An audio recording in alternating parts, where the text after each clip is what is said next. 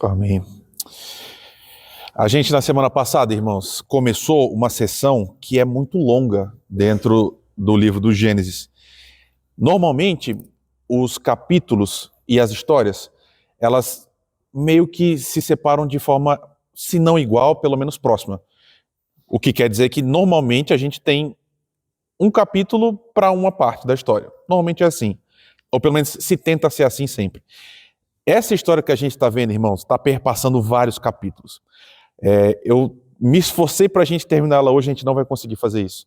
A gente vai ver uma porção central e a gente vai terminar na semana que vem. Mas, lembrando isso a você, eu estou tentando te mostrar que a gente está literalmente no meio de uma história que está se desenrolando, que começou na semana passada e tem como eixo central provas, irmãos. Provas no sentido de testes mesmo. A gente está vendo José aplicando uma série de testes para os seus irmãos. E ele mesmo, nesse processo, sendo testado também. A gente viu esse reencontro que se dá depois de 21 anos, irmãos.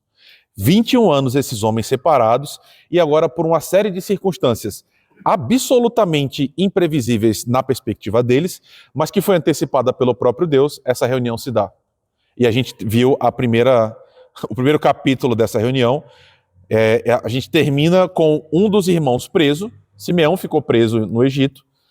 Toda a família retorna até Jacó e diz: a gente só vai ter que levar Benjamim de volta. E você lembra junto comigo que Jacó diz: de maneira nenhuma. Nada vai fazer com que eu mande meu filho de volta com vocês, porque senão eu vou ficar sem filhos. E a gente está comentando vez após vez que Jacó continua tendo os mesmos problemas na velhice que ele tinha na sua juventude, né? Ele sofreu de pais que lidam com filhos de maneiras diferentes na sua própria vida. Ele e o seu irmão sofreram isso. Ele replica isso quando José é adolescente e está replicando agora quando esses homens são adultos. Então, a gente abandonou a história nesse momento. Simeão está no Egito, os irmãos voltaram, Jacó disse: Benjamim não vai nem a pau. Suspendemos. Vamos para o texto. Gênesis capítulo 43. A gente está então com esse pai teimoso, numa circunstância muito difícil. A gente vai tentar ouvir o que o Senhor tem para falar para a gente hoje. Gênesis 43. A fome continuava gravíssima na terra.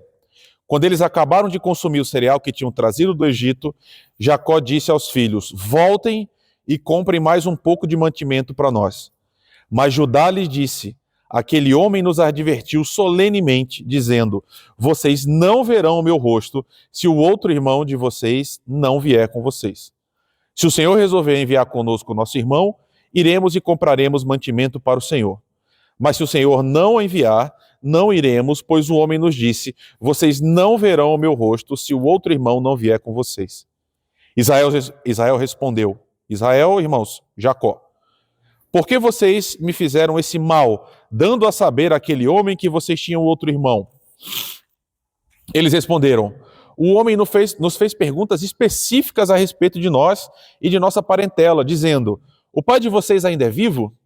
Vocês têm outro irmão? Nós apenas respondemos o que ele nos perguntou. Como podíamos adivinhar que ele nos diria: tragam o outro irmão? Queridos, o ensejo, o cenário que nos leva para esse segundo ato é o mesmo piorado. Na semana passada, eu tentei mostrar para vocês, irmãos, como fome é uma circunstância que leva as pessoas para o limite, irmãos. E na história humana, todas as vezes que a gente teve fome, a gente teve calamidades enormes. O que as pessoas fazem e o que elas estão dispostas a fazer quando estão com fome, revela o que a gente tem de pior no nosso coração. Talvez os pecados mais horríveis surjam justamente quando a gente está com fome. E aqui, fome no sentido lato, né? Fome de afeto, fome de qualquer coisa nesse sentido. Mas nesse caso específico, fome de comida. Pois bem, a situação era ruim no capítulo passado. Olha que coisa, o texto diz no versículo 1, a fome continuava gravíssima na terra.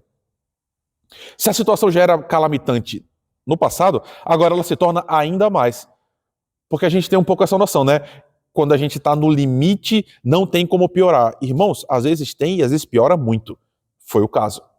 A gente não sabe exatamente nessa altura de 7 anos, em que momento a gente está. A gente só sabe que o mundo inteiro está passando fome, o Egito tem comida, esses homens estão com fome, foram lá comprar, a fome continua e agora a gente está nesse segundo momento. Então, a fome tem esse poder de mobilizar as nossas vidas e mobilizar áreas das nossas vidas, irmãos, que estavam intocadas, paradas. Coisas que a gente achava que estava imóvel.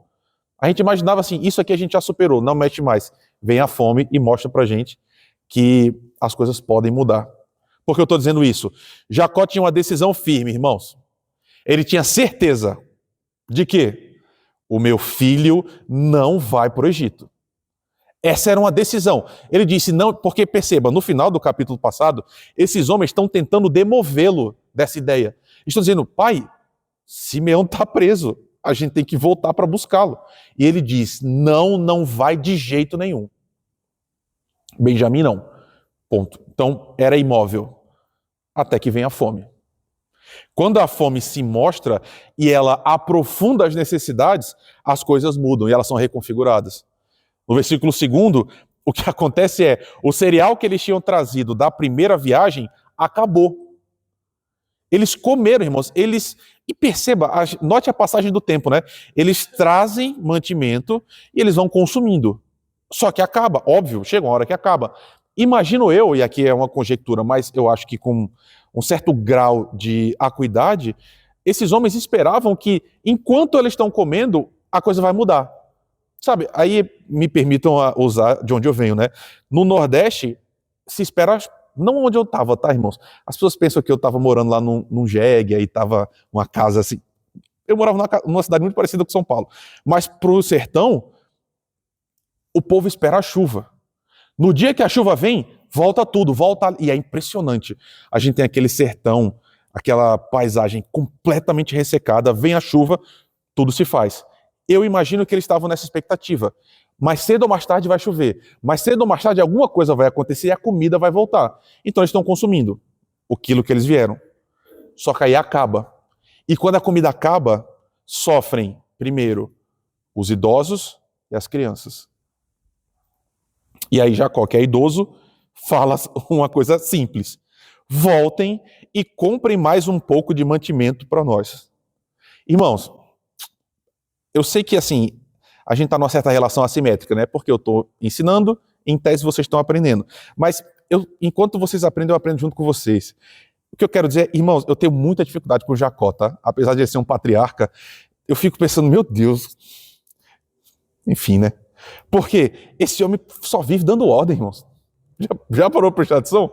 Ele no começo fala, vão lá comprar comida. E os caras vão. Aí agora ele fala, vão lá e compre de novo. Só que tem um problema agora, né? Se da primeira vez já era difícil, já era uma viagem complicada, agora, irmãos, a gente tem um problema renovado. Qual é a única resposta possível a essa ordem? Não. A gente não vai. Por quê? E aí eles dizem, né? A gente não pode ir sem levar o nosso irmão. É o versículo 3. O pai diz, vão e comprem comida. Acabou a comida. Eles falam, pai, a gente entende isso. Só que não importa a comida ter acabado se a gente não levar Benjamim. A gente vai chegar lá, vai ficar todo mundo preso. Porque perceba, não foi um capricho de José. Eles ficam presos porque, ok, no cenário montado, eles podem ser espiões. Então levar o irmão é comprovar que eles não ameaçam o Egito e, portanto, eles podem seguir sendo apenas compradores normais. Eles dizem, o homem nos ordenou. Nós só iremos com Benjamim, não tem outra opção, pai. Ou a gente vai com ele ou a gente não vai. E aí Jacó, mais uma vez, vai mostrar pra gente o seu pecado de sempre, né? O de estimação. Olha no versículo 6. Ele responde, por que vocês me fizeram esse mal, dando a saber aquele homem que vocês tinham outro irmão? Irmãos, você entende o que está acontecendo? Jacó ficou em casa e falou, vão comprar comida. Os caras foram, arriscaram, foram lá enquadrados pelo segundo homem do Egito. Eles voltam e aí contam para o pai o que aconteceu. O que ele está dizendo agora? Por que vocês também foram inventar de dizer que tinha outro irmão? Jacó é muito autocentrado, irmãos. Ele olha sempre para ele mesmo. Ele olha sempre para a sua própria dor e para o seu próprio desconforto. Ele está dizendo, me incomoda vocês terem feito o que vocês fizeram. Então por que vocês fizeram? Perceba, os filhos foram os que se deslocaram. Eles, ou pelo menos um, na verdade todos em algum momento, e agora um só, ficaram presos. Lembra disso? Em algum momento todos eles ficaram presos. Então eles passaram pela cadeia. Foram eles que sofreram para conseguir a comida. Jacó, irmãos, ficou em casa sem fazer nada. É ou não é?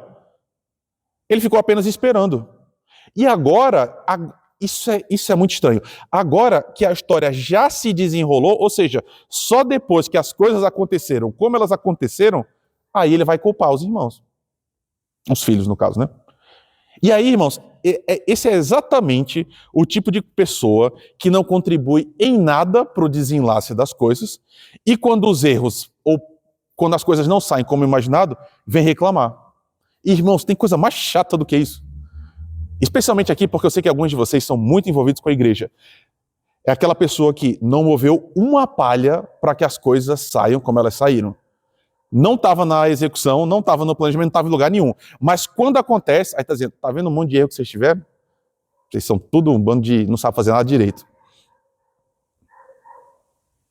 Irmãos, a questão central aqui, a despeito de ser uma questão velada, a família é muito disfuncional, irmãos. Infelizmente, né? E essa disfunção é muito focada em Jacó. Porque, perceba, enquanto toda essa conversa aqui está acontecendo, e talvez você não tenha se atentado a esse detalhe, mas eu sempre penso nisso. Qual é a outra situação que está acontecendo enquanto esses homens aqui estão conversando?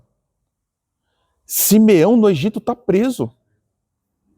Existe uma pessoa presa nesse momento, e a sua liberdade está condicionada à ação desses homens. Então, enquanto eles estão debatendo essa história aqui, Simeão está lá preso. Quanto tempo passou, irmãos? A gente não sabe disso. Mas, perceba, precisou dar tempo de toda a comida acabar, chegar uma nova fome, para que alguma coisa acontecesse a partir de Jacó. Foi só quando Jacó ficou com fome que agora alguma coisa vai acontecer para remediar aquela primeira situação que aconteceu. Um filho dele estava preso, irmãos. Essa é a real. É isso que eu estou tentando te mostrar.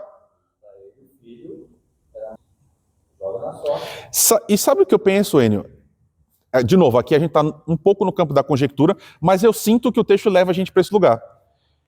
O que ia acontecer se a comida não acabasse? Se no meio da comida se choveu e voltou a comida em Israel? Simeão, coitado, ia ficar por isso mesmo. Um abraço, paciência. Eu sinto isso no texto. Exatamente. Mas perceba, Jacó é aquele que está travando Benjamim, que é o único que pode soltar o irmão na sua ida, né? Exatamente, é isso que eu estou tentando te mostrar. Então, Jacó parece conviver muito bem com aquele filho que está preso no Egito, desde que Benjamim estivesse bem aqui em Israel. O que é, mais uma vez, terrível, irmãos. E aí os filhos vão se defender, né? Eles vão dizer o seguinte: pai, não partiu da gente a informação. A gente não chegou lá dizendo, tem mais um. Eles dizem, e aí vão mostrando um pouco como é que essa cena se desenrola, né? Passada. José que ficava perguntando, como é que está o pai de vocês? Vocês têm outro irmão? Então, José está montando um cenário que eles respondessem. E aí, o que eles estão tentando dizer é o seguinte: pai, a gente foi passivo nessa dinâmica. Não foi a gente que tomou a iniciativa. Foi ele. Ele que nos investigou. Cumpria a gente responder.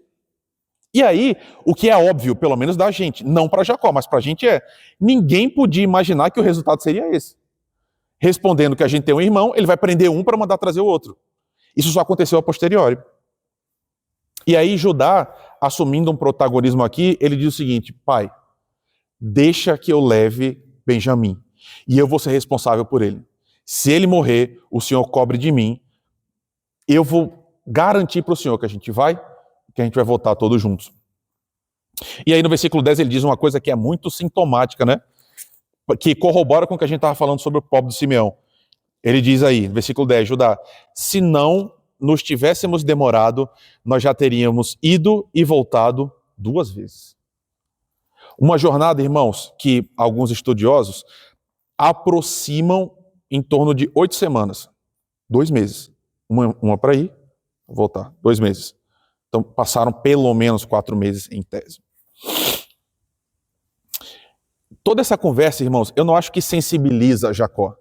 A questão é que chegou num ponto que não tem mais volta, certo? Porque fome é uma coisa que não dá para remediar, irmãos. Quando a fome está nesse grau, ou tem comida ou não tem. Ou se come ou se morre. Já que todo mundo vai morrer, qual é a única saída? Vamos mandar Benjamim. Essa é a saída que Jacó usa. Se é assim, então vão. E aí Jacó, perceba, como, novamente, né? Livros ruins, irmãos, filme ruim, série ruim, livro ruim, personagens são planos. Tem o vilão e tem o bom. O bom é sempre bom, o vilão é sempre ruim. Na vida real não é assim, irmãos. Não existem vilões e heróis na vida real, tá? Todo ser humano tem partes que são boas e tem partes que são pecaminosas. Aqui Jacó vai mostrar uma grande sabedoria, porque ele diz assim, vá, tudo bem, vão, levem o filho, mas levem o dinheiro dobrado, porque o dinheiro é dobrado. Porque lembra que José devolveu o dinheiro na sacola, então eles falam, leve o dinheiro pelo que vocês pagaram agora e levem mais dinheiro para comprar novas comidas. Mas além disso, levem para eles presentes. Ou seja, essa noção assim de apaziguar o coração, né? E que Deus tenha misericórdia de vocês. Essa é a fala de Jacó. Quanto a mim, de novo, irmãos, finalzinho do versículo 14. É meio desesperador, né, ler isso, mas é verdade. É a última frase. Quanto a mim, se eu perder os filhos, sem filhos ficarei. Essa é a conclusão dele, né? Já que não tem outra saída, essa é a única resposta. Então, assim, os homens vão e vão com o dinheiro em dobro. E aí, irmãos, começa a se desenrolar a estranheza do texto. As coisas vão começar a ficar esquisitas agora. Porque eles estão indo na perspectiva de tudo pode dar errado a qualquer momento. Eles vão tensos, é uma viagem tensa. Eles vão chegar ao Egito como quem tinha roubado, certo? Porque se o dinheiro estava com eles no passado, eles estão indo numa situação frágil, inclusive legal. Quando eles chegam lá, José toma uma decisão estranhíssima, que é dar uma festa, irmãos. Olha aí no versículo 16. Quando José viu que Benjamim estava com eles, disse ao administrador da sua casa, leve esses homens para casa, mate um animal, prepare tudo, pois esses homens vão comer comigo ao meio-dia. Incrível, né? Eles chegam na perspectiva de serem maltratados, porque, novamente, eles foram da primeira vez, e eles estão numa situação pior agora.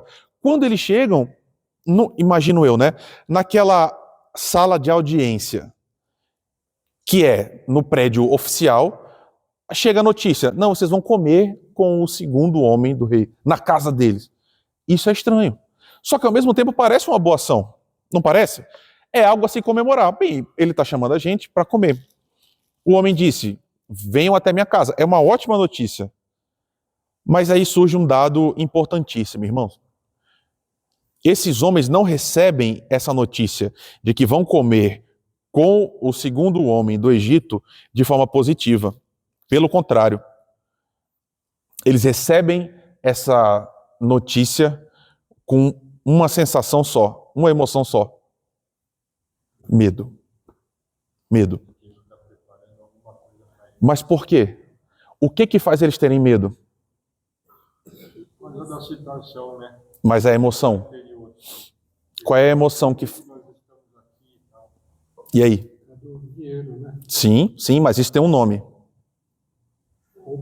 Culpa. Culpa, irmãos. E aqui está o centro do que eu vou te falar hoje. Esses homens são culpados, irmãos. Eles são culpados de quê? De ter vendido José lá atrás, ter mentido para o pai. Da perspectiva do Egito, eles são culpados de terem roubado. Então, a culpa, irmãos, ela tem uma capacidade de apodrecer a vida da gente. De roubar nossa alegria mesmo em coisas boas. Quando a gente está culpado, a gente está sempre num estado de alerta. Porque o que eles vão viver é uma coisa boa. Eles vão ser recebidos para uma refeição. Gente com fome, lembra disso, os caras com fome. Eles vão receber uma refeição. Mas na cabeça deles é o quê? A gente está indo para o matadouro. Por que a gente está indo para lá? Por que ele está tratando a gente diferente? Qual é a explicação única na cabeça deles? É horrível, vai ser algo contra nós. Só pode ser uma coisa, a gente é ladrão. A gente vai acusar de roubo, agora ele está preparando algo para nós. Então, isso apareceu na vez passada, né? Eles falam, Deus descobriu, Deus está nos pagando o que a gente fez no passado. 20 anos, irmãos. 20 anos com uma sombra sobre si. A gente fez algo ruim no passado, a gente está sendo cobrado agora. São corações que estão dominados pelo pânico, irmãos. Porque a vida desses homens está circunscrita ao passado. Eles estão presos àquilo que já aconteceu antes. São homens, eu não sei se você está entendendo o que eu estou querendo dizer, mas são homens que não podem respirar normalmente. É gente que não pode ser leve. Então, eu penso assim, a vida, porque a gente pensa que o tempo vai resolver as coisas. Mas quantas vezes ao longo desses 20 anos voltava a mente desses homens e a sua consciência era acossada pelo que eles fizeram? Tudo está aparecendo aqui agora.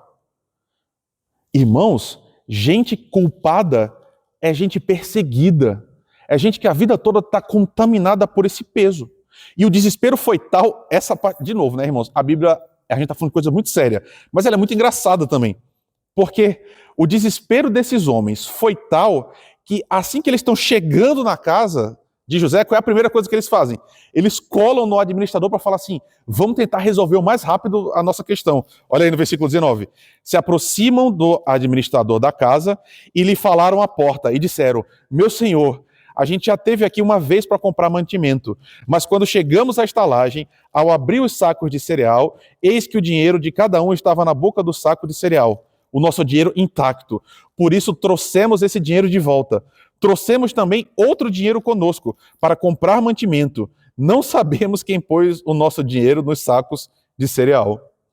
Eu não sei se você percebe, mas a impressão que eu tenho é que assim, eles estão desesperados e na primeira oportunidade eles estão vomitando assim pro cara, não foi a gente, aconteceu isso e todo mundo falou ao mesmo tempo, olha, não foi a gente, o dinheiro apareceu e tal, e falando um por cima do outro.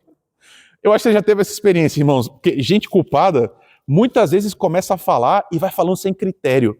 Eu não sei porquê, na minha cabeça, irmãos, a imagem que vinha era quando eu era mandado para a sala de diretora no colégio.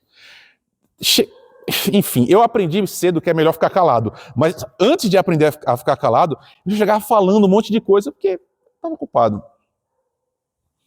É um ímpeto de se antecipar. E aí a gente começa a falar um monte de desculpas, né?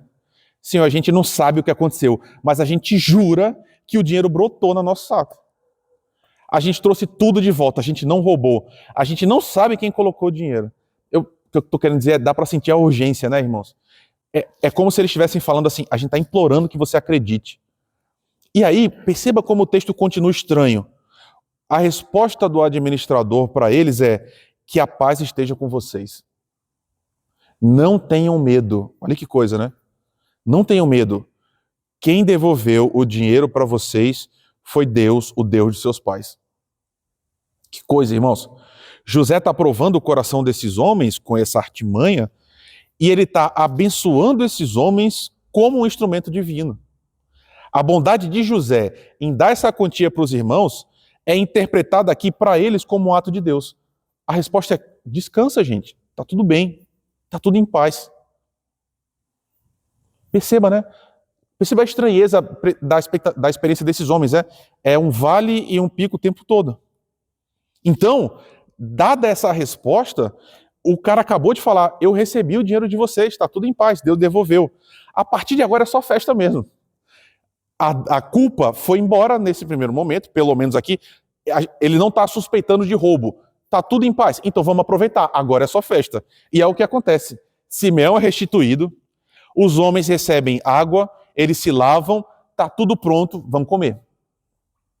E aí José chega mais uma vez, e aí o texto diz que os homens se prostram diante dele, entregando o presente. E aí José, obviamente, né? Primeira pergunta, o pai de vocês vai bem? Ele ainda está vivo? E a resposta é, o seu servo vai bem e ainda vive. Então, José, perceba, irmãos, na semana passada a gente viu muito isso, né? Da perspectiva de José, irmãos, ele está escutando da boca dos irmãos um retrato do pai. O pai que ele não vê há 20 anos. Um pai que ele ama. Mas eles informaram que eles ainda tinham um pai para José? Na primeira vez, sim. Ele pergunta, o pai de vocês ainda vive? Ele fala, sim. Agora ele pergunta, seu pai ainda está vivo de novo? Eles falam, sim, está vivo e a saúde dele está boa.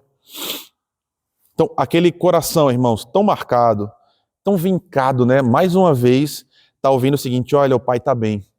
Sem eles saberem que eles estão falando para José, o seu pai está bem.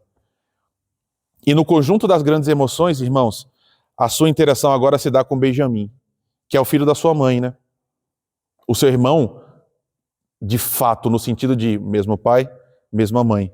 O texto diz, e essa desaceleração do texto eu acho linda, porque José põe os olhos em Benjamim, e aí diz, esse é o irmão? Eles dizem sim. E aí a resposta dele é, Deus lhe conceda a graça, meu filho. Que é uma declaração profundamente cheia de carinho, né? E sabe, irmãos, esse é um dos momentos, penso eu, em que a vida passa diante dos nossos olhos, né? Esse aqui é um momento de redenção. Ele reencontra o seu irmão, o filho da sua mãe também. É como se os 21 anos dançassem diante da mente dele, passando, indo e voltando, né? Tudo que ele viveu, ele reencontrou seu irmão mais novo. E aqui, irmãos, eu tenho muitas críticas, porque realmente era horrível, né? A televisão dos anos 90, que as pessoas ficavam explorando a emoção dos outros para vender shampoo domingo à tarde. Era horrível. Mas a emoção das pessoas era muito boa. Lembra aquelas reportagens de reencontro de famílias depois de não sei quantos mil anos separados? Esse tipo de experiência é muito catártico, irmãos. É muito violento, porque encontrar um parente muito antigo é encontrar um pedaço de você que está te faltando, num certo sentido muito real para José. Ele encontrou seu irmão depois de 20 anos separados. Benjamim condensa naquele momento toda essa experiência emocional de ter tido a vida que ele teve. Deus está mudando as coisas, irmãos. O reencontro se deu agora. De fato, eles estão reunidos. As promessas de Deus lá atrás se cumprem. Eles estão juntos. Tudo isso vem naquele momento que ele vê Benjamim. E aí, né, versículo 30, mais uma vez a gente está na presença daquilo que é sublime. Eu fico olhando para esses momentos, assim, irmãos, com profunda reverência, porque é um momento muito íntimo de José, muito solene. A gente que não viveu essa experiência de ser vendido para o estrangeiro, a gente que não foi acusado de ser estuprador da mulher do seu empregador, né? A gente que não ficou preso, que foi esquecido, a gente não sabe, irmãos. A gente não sabe. A gente não consegue entender plenamente o que aconteceu nesse momento. E por isso, às vezes, a gente despreza, a gente acha meio exagerado. Mas cada um desses infortúnios enormes, e talvez o principal, esse afastamento da sua terra, do seu povo, nesse momento reaparecem, né? Por que eu estou dizendo isso tudo? Versículo 30. José, profundamente emocionado por causa do seu irmão, apressou-se, procurou um lugar onde chorar, entrou no quarto e ali chorou. Tudo isso que ele passou, irmãos, essa vida toda, profundamente marcada, vem agora para um primeiro plano. E mais uma vez ele faz o que seres humanos saudáveis fazem, né? Ele chora. Ele entrou no quarto e chorou. E o texto é singelo porque diz o seguinte: depois desse momento, ele lava o rosto e ele conteve-se. Você entende o que o texto está querendo dizer? Ele se conteve para voltar para o jantar?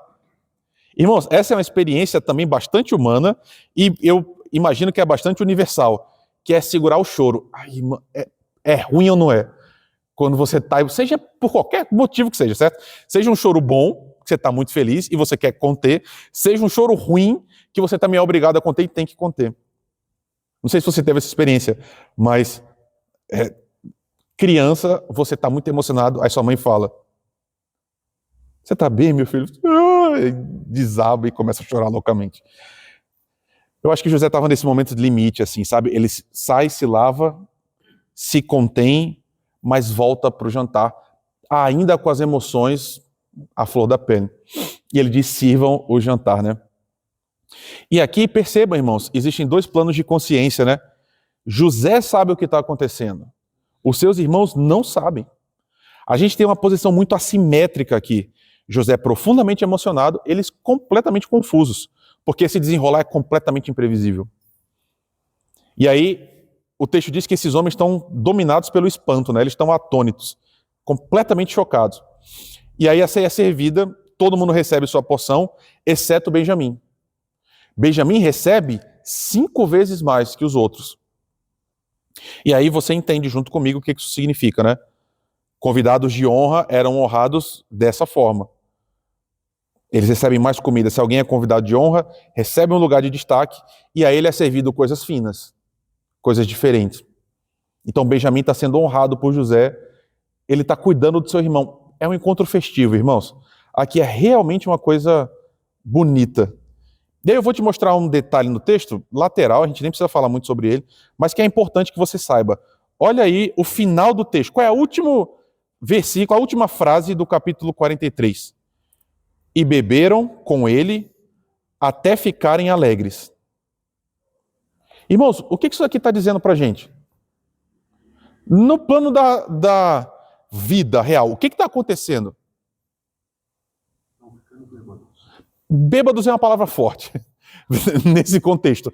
Mas o que está acontecendo é que eles literalmente estão bebendo e estão ficando alegres no processo de beber. E isso remonta, irmãos, a passagens diretas de outras porções da Bíblia. A gente nem precisa olhar agora, tá? Mas várias porções, inclusive a mais comum de todas, Salmo 104 diz: Deus fez o vinho que alegra o coração do homem. Literalmente o que está acontecendo aqui é festa, irmãos. Claro, de novo, pode ser mal usado, frequentemente é, embriaguez sempre é um problema, mas o fato é que esses homens literalmente estão se alegrando juntos, depois de tantos anos separados.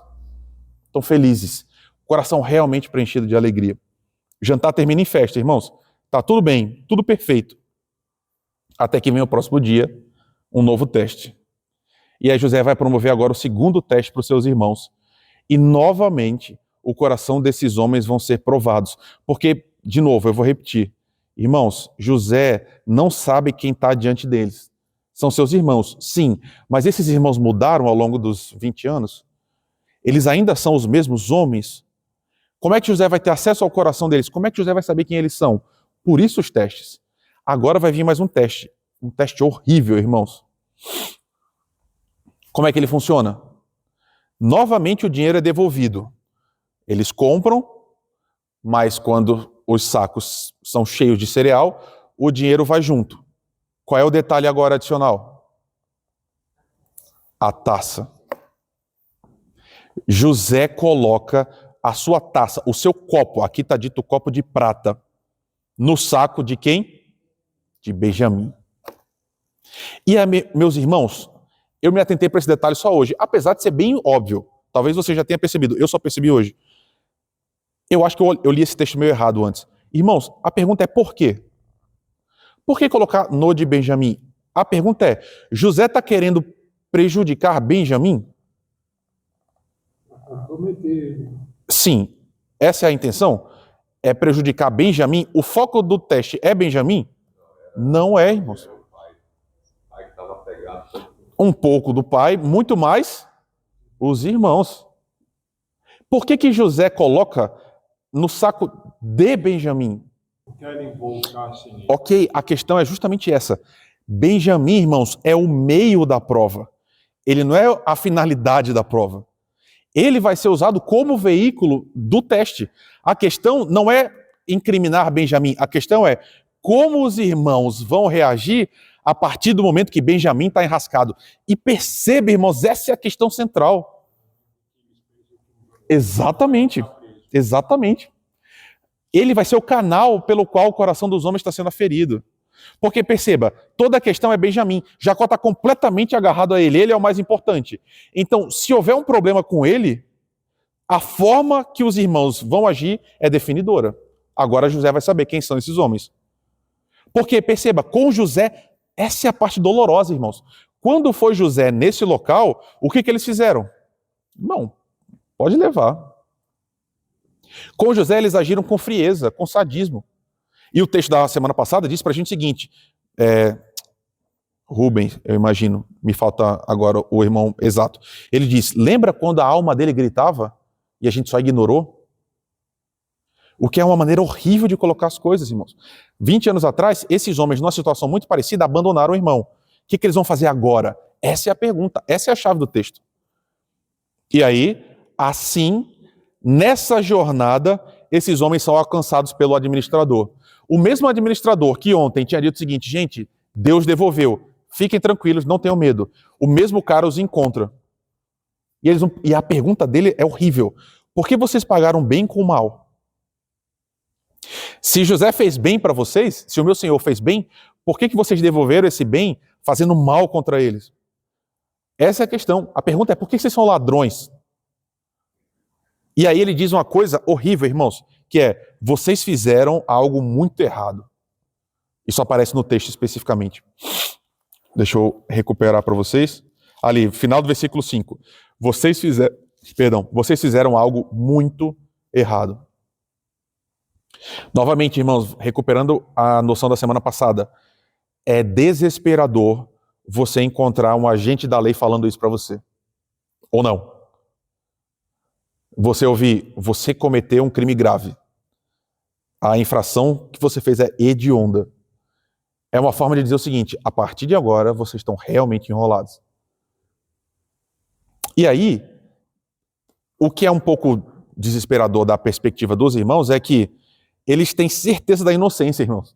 Não é? Eles não fizeram nada. Então, eles têm convicção que eles vão ficar livres. Foi só um mal entendido. Eles dizem, e aí, nossa, irmãos, esse é um momento difícil de estar. Porque certos da inocência, eles vão exagerar. E eles vão falar para o cara o seguinte: ninguém roubou. Se você encontrar com alguém, pode matar. E todos os outros vão ser seus escravos. Era tanta convicção que eles cresceram e disseram isso. E aí o administrador diz: então que seja como vocês disseram, que é outra frase horrível, né? Vocês mesmos disseram qual vai ser a sanção. Então, quem tiver com o copo, esse vai ser escravo.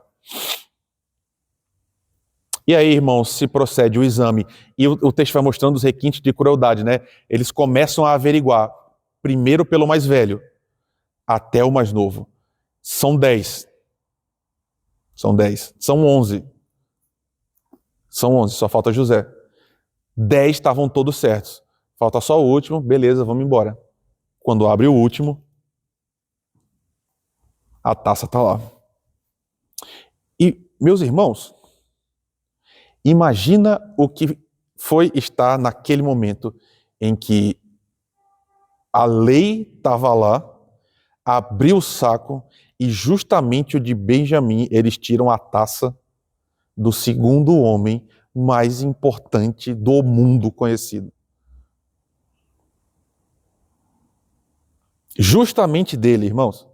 Esse é o momento, queridos, absolutamente terrível.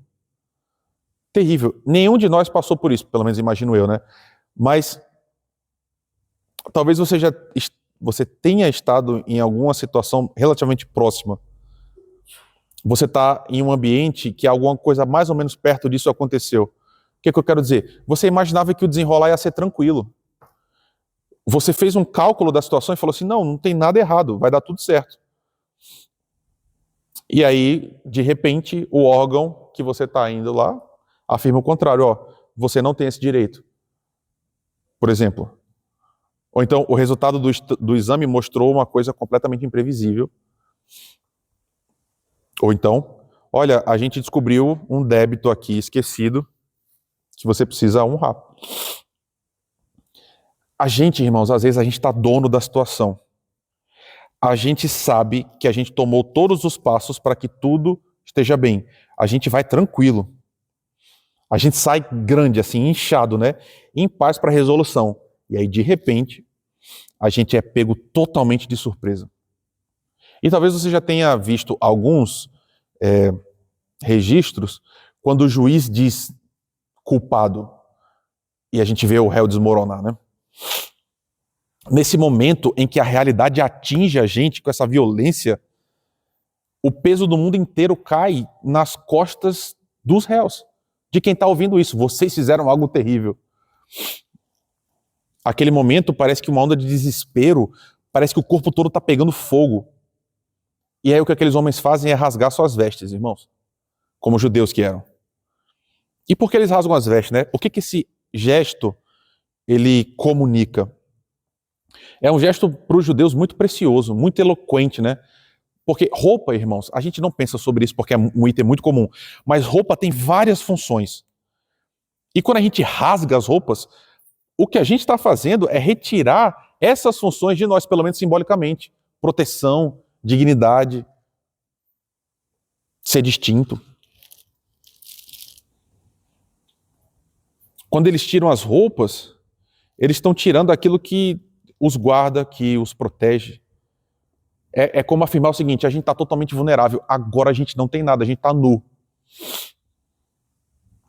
E aí, esse gesto para um judeu sempre teve a ver com luto. E não um luto como hoje, que a gente estava conversando no começo. Um luto sereno de quem sabe que é um caminho natural. O luto desesperado. É o luto de perder alguém muito precioso de uma forma muito imprevista. É uma declaração de ruptura, né? Nós somos rasgados. A gente foi partido, a gente não está mais inteiro. Aqueles homens desmoronaram, irmãos, porque a realização é muito intensa. Benjamim nunca mais vai voltar para casa. E agora? Irmãos, e agora? E o pai? Essa é a questão. E o pai? Eles só tinham um trabalho, tá? Que era Benjamim voltar. Se eles fossem voltar sem comida, mas com Benjamim, Jacó fala, beleza, vamos todo mundo morrer, mas a gente vai morrer pelo menos junto. Benjamim agora vai ficar, irmãos. E aí perceba, a gente está no ponto mais crítico do relato, né? A questão é, e agora? Como é que eles vão agir? Porque 21 anos atrás, esses homens entregaram um irmão facilmente para o estrangeiro. Eles não tiveram qualquer problema em rasgar o coração do pai. Isso é muito assustador no relato, né? Eles dizem para o pai, ó, José morreu. E entregam a túnica, né, manchada em sangue. Então, eles não têm nenhum problema em rasgar o coração do pai. E lançar o pai numa vida terrível, né? E lançar José numa vida obscura. Ele não sabia o que ia acontecer. José está provando aqueles homens exatamente no ponto mais central da sua relação com eles, do José com seus irmãos. O que eles vão fazer agora, irmãos? Agora que Benjamim foi pego e foi interpretado como um ladrão, o que eles vão fazer? E essa questão é tão importante, tão central, que a gente vai precisar da semana inteira que vem para conversar sobre isso. A gente vai parar exatamente aqui, a gente vai deixar essa história nesse ponto. E agora? O que esse povo vai fazer? Mas eu queria ainda usar esses 4 minutos para falar sobre culpa, irmãos. Muito desse relato só se dá por causa de culpa. E nesse eixo que a gente está olhando aqui, a resolução, que vai ser na semana que vem, vai se dar por um caminho. Mas, queridos, eu acho que a gente precisa falar sobre isso entre nós. Porque, meus irmãos, o que aqueles homens fizeram foi horrível? Foi horrível. Dói lembrar disso? Dói. Mas talvez você na sua vida tenha algum momento ou vários momentos que você está arrastando na sua vida há muito tempo. E talvez exista algum nível de justiça em você olhar para trás e falar, eu realmente errei, eu realmente prejudiquei outras pessoas, isso foi horrível. Isso pode ser verdade. Mas, meu irmão, minha irmã, quando a gente traz Jesus para essa história, e incrível, né? Como a Bíblia toda fala do nosso Senhor. Jesus é esse nosso irmão, né? Que foi no nosso lugar, que consegue comida, que nos alimenta e que nos devolve a vida e que nos perdoa também. Mas, queridos, deixa eu te falar uma coisa. Você não foi chamado para viver culpado. Independente do que você tenha feito. De novo, irmãos, a gente fala muito pouco de Satanás, né? Mas deixa eu te falar uma coisa, Satanás existe, é real, ele está te atacando todo dia. Identifique você ou não. E jogando na sua cara que você não presta, lembra daquilo que você fez 10 anos atrás, 20 anos, 30 anos atrás. Irmãos, a gente serve a um Senhor que literalmente disse pra gente o seguinte, você vai vir até mim, você vai tirar o seu fardo, vai colocar o meu fardo, que é leve, que é fácil de carregar. Porque o peso do pecado que você cometeu, seja ele qual for, quem pagou foi Jesus. A gente é chamado para ter uma vida leve, irmãos. A gente é chamado para viver uma vida que não está o tempo todo sobre uma sombra daquilo que porventura a gente tenha feito no passado. Meu irmão, minha irmã, larga disso em nome de Jesus Cristo. Quando a gente olha para a história, muita coisa que a gente diz é lenda, irmãos. Essa provavelmente deve ser uma lenda também. Mas mesmo sendo lenda, é instrutiva. Dizem que Lutero tinha grandes provações com o próprio Satanás.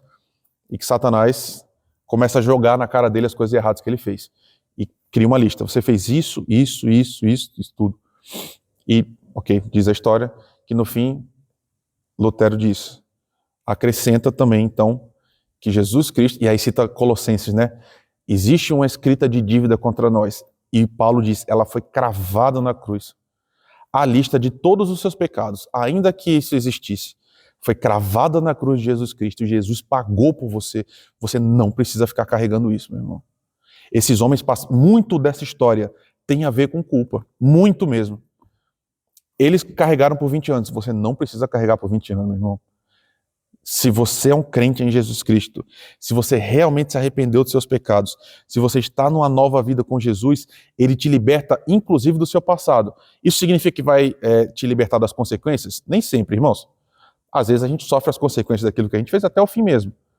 A questão é, você não precisa viver como aquele que não foi perdoado ainda, como aquele que tem que pedir licença para estar aqui, como aquele que tem que sentar no último lugar porque você não merece. Irmãos, nessa mesa, que é a mesa, a gente vai participar agora, né, domingo, essa é a mesa que só vai pecador, só vai gente que não presta, mas que serve a um Senhor que nos ama, que nos acolhe e que nos insere numa família. Meu irmão, minha irmã, coloque essa culpa diante do Senhor e peça para Ele cuidar do seu coração. Você não precisa viver culpado. Em nome de Jesus, vá dormir em paz, porque quem te aceita é o próprio Senhor da igreja que morreu no seu lugar para perdoar você de qualquer coisa que você tenha feito no passado. Na semana que vem a gente vê como é que essa história continua, tá bom? Muito obrigado, Senhor, por esse relato. Obrigado por essa história. Muito obrigado, Senhor, porque o Senhor deixou registrado para nós gente que é igual a gente, Pai. Gente errante, gente falha, gente que cai, gente que se enrola, mas gente que continua andando com o Senhor, continua olhando para o Senhor, recebendo do Senhor graça, misericórdia e uma nova história, uma nova vida, Pai. Muito obrigado porque essas histórias mostram para a gente que, a despeito dos nossos desencontros, ainda assim o Senhor vai nos dando novos capítulos que são preenchidos da Tua presença, da Tua graça, da Tua misericórdia, e no Senhor a gente vive uma vida nova, Pai. Muito obrigado porque os nossos pecados são perdoados.